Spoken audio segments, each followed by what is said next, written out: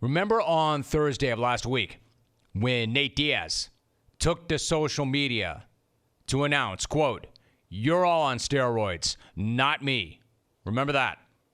And then he dropped a notes screenshot declaring that he would not be in New York this week for one of the fights of the year because, quote, "They say I tested with elevated levels that they say might be from some tainted supplements.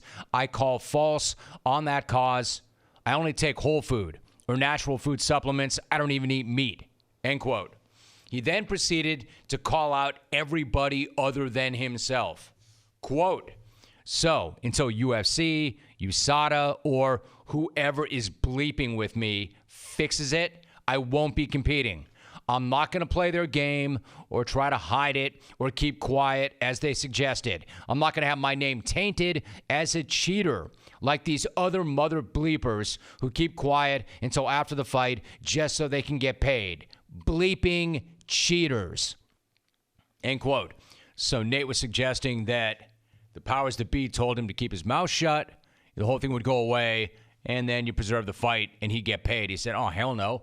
I didn't do anything wrong. I didn't cheat. I'm not going to keep my mouth shut. I'm not like all the other mother bleepers." Well, now we know what happened.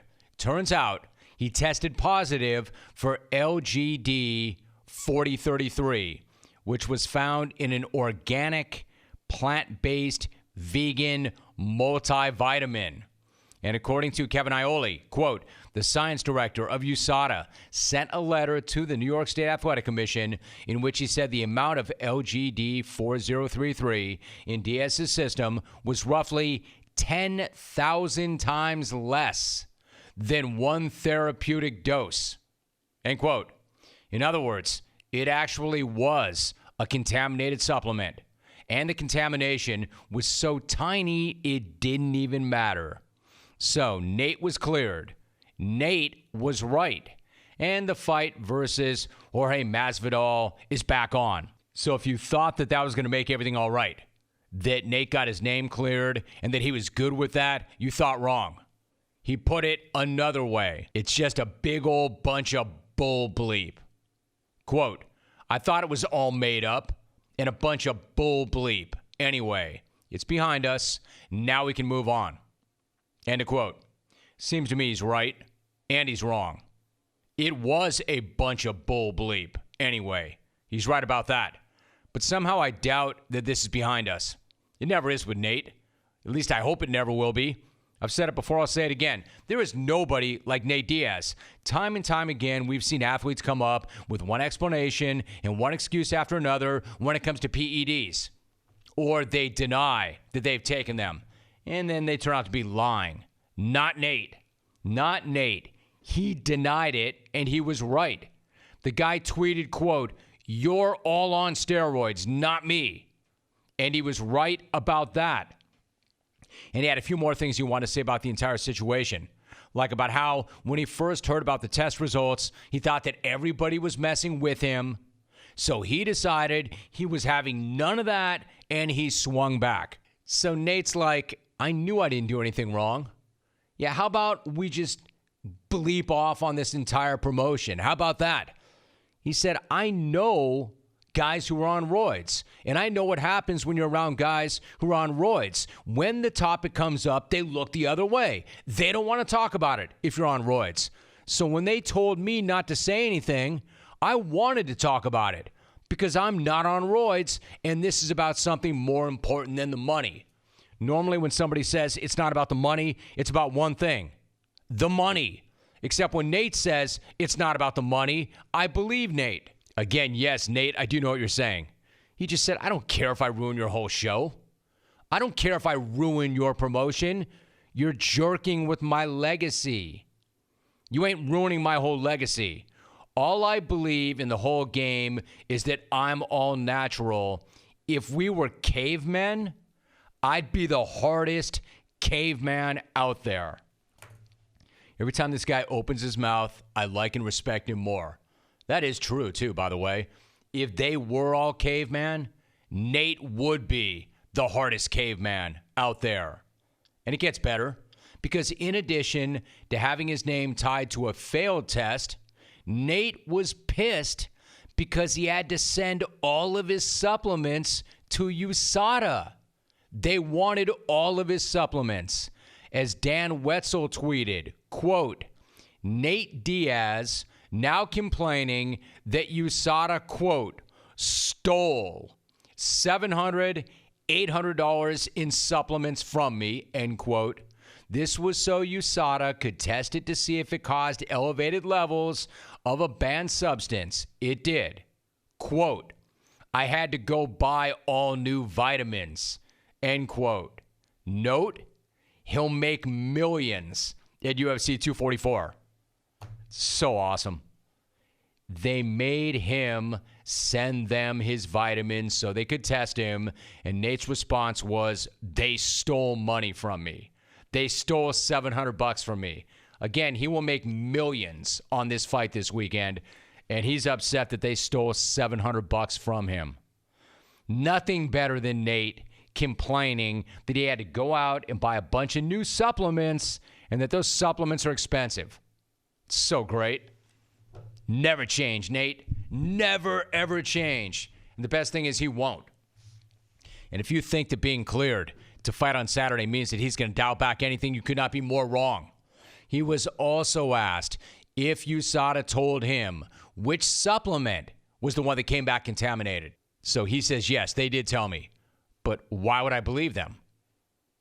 They're trying to frame me anyway. Why would I believe anything they tell me? Quote, it's a conspiracy. Look, I'm not sure what the conspiracy might be.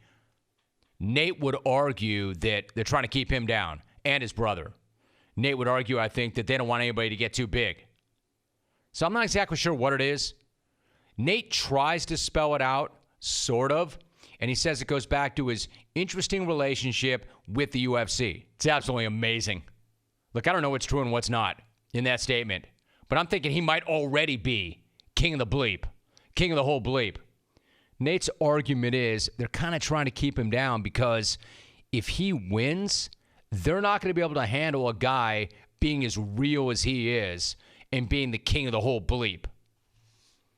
But I'm here to argue that he may already be king of the whole bleep. I do know this. When Nate Diaz walks away, we're all going to miss this guy because there will never be another guy like Nate Diaz. Why do you think I play all these sound bites? Because I've never had Nate Diaz on this show. And I can't say how badly I want to have him on this show. And now, despite all of that, we still have a fight. A really good fight. So he's going to get in the cage for the BMF title. Really the one that matters most. BMF. Baddest mother bleeper. Nate and Masvidal. And just in case you had forgotten about Masvidal, he was getting in a workout yesterday in Tim's. Check this picture out if you're watching on CBS Sports Network. My man's on the elliptical in Tim's versus the guy who tweeted, you're all on steroids, not me. Saturday night, Madison Square Garden, one of them is walking away with the BMF belt. In fact, I'm going to be in New York Saturday night. If I can get over there for that. Man, I'm so down for this. I don't care who he fights. I don't care where he fights. I don't care when he fights. Nate's got my money. I don't need to pay to see any event. I mean, I'm in the media, right? I just got to show up. I don't need to pay to see anything. But I'm going to go into my pocket to watch this guy fight every single time. In fact, I'd pay to see this guy do his shopping at Whole Foods. I'd pay to see this guy twist and burn blunts. I would pay to see this guy train for triathlons. Just put a camera on Nate. Follow Nate around all day long. And then tell me how much I owe you. Never mind fighting. Dude should stream his genius 24/7. I'm in. Nathan freaking Diaz, if you need him. All of that entire long-form rant, and I didn't even get into the fight itself because Nate's been so amazing outside the cage. So who you got, clones? Nathan or Jorge? West Coast or East Coast gangster? That's not me, that's them. That's how they bill it. The baddest West Coast gangster against the baddest East Coast gangster. Who you got? This has the makings of an awesome toe-to-toe entertaining brawl. Masvidal is a bad, bad cat. He is a bad dude with some serious knockout power. A legitimate street fighter against Nate, a dude who complains about fighters who do not come forward. Now, Nate has fought as a welterweight at times, but Masvidal lives there. So you think that might be an advantage. Odds makers like Masvidal. But then again, we're on a big stage, a really big stage. Nate has been on that big stage. Nate's come through on that stage. Nate's been in the spotlight against Conor twice. He handled it like a boss. Jorge never has. So, can Masvidal handle that?